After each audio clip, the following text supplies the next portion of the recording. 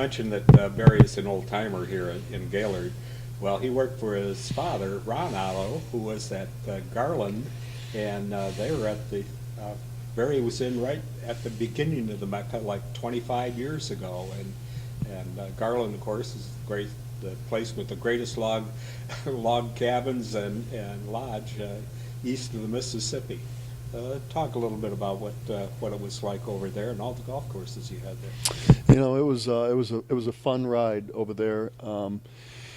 You know, working for my father-in-law, Ron Otto, he was a visionary, and he created everything that you saw there. And like, you know, like Harry Melling was here, he was a risk taker, and had a passion and made huge investments into, you know, regions that hadn't seen that kind of money invested before, and really, you know, built up a thriving business that was great for the economy and brought a lot of people. You know, I mean, Ron brought a lot of people into Lewiston, just like Harry did and Keith did into to Gaylord here, and it was a lot of fun. I mean, I had the opportunity to start there when there was basically a trailer, and everything that was built there, from the 4 golf courses to the log lodge you mentioned, and everything else in the real estate program, and it was a lot of fun for many years. Well, quite frankly, when Barry, not too fresh out of college, and Ursula, and we ran that first year out of a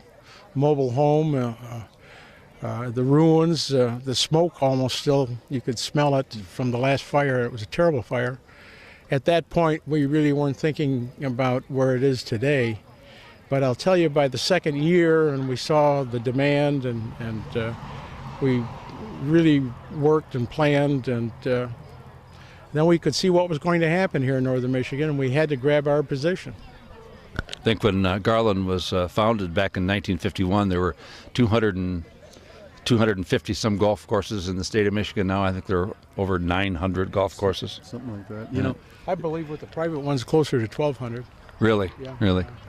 You know, I remember when I started here back in 1986. You were a wee lad. I was a wee lad, had more hair. And but you know, it was kind of interesting. I had the opportunity to come to work for Ron, and very excited about it. And I remember that we the presentation to me was that we were going to build a 28-room inn, and we were going to close in the wintertime, and we were all going to go like to the islands. And we were just gonna, you know, just work hard in the summertime and take the rest of the year off. And I don't know what happened to that. I'm still negotiating. And it was neat being in on the ground floor of the golf Mecca. Paul Beechnow and I joke, you know, we're the only really 2 operators left, you know, and I think every property, you know, of the bigger ones anyway, have gone through some type of an ownership change, or obviously management changes over those years. But and I think it's important to note too that you know, the Mecca probably wouldn't be here without Paul Beechnow. He's been the one consistent for the whole 25 years, and he does an incredible job. And you know, he probably doesn't get enough recognition for that, because I think without him, we wouldn't have the Mecca. We've seen the other cooperative groups come and go, and the Mecca's been consistent over the years. Right. Paul has been a very strong voice for the Convention Visitors Bureau and the Mecca, and actually going even back to, got my mind rolling again about Ron's dad had that 9-hole Garland golf course, which was a real big hit, you know, way back in the early days, and of course then that led to Ron getting into it. Yeah, it started. It was a 9-hole golf course for friends, family, and employees of Garland Manufacturing. It was actually a private 9-hole course. Right. And it was like that for years, and then over the years, more golf was added to it. And I started there in '86, and there was 2 golf courses there, and basically nothing else. And everything was, you know, built up in about a 10-12 year period to what it is today. Say hello, everybody, to Mrs. Otto, Mrs. Hildegard Otto. Yes. Right.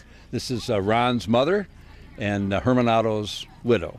And happy anniversary, my dear. Oh, thank you very much. So 50 years ago, do you remember it like it was yesterday? Not quite. No? Not quite. Yeah. But it's been nice all along. And I always like to come here to the club and to the golf course. How long did it used to take you to get back in 1951 when you and Herman and the kids piled in the family van and drove up here? How long did it take?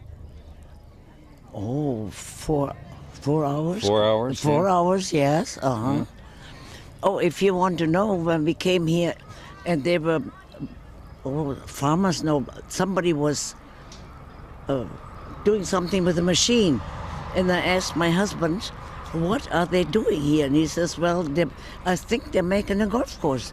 I said, now who would be that crazy to make a golf course up north in this neighborhood? And he said, you're old man. That's how you got it You're from old. the horse's mouth. Absolutely, right. So it is a true story. It is. Yeah, oh, definitely. That's the way it was.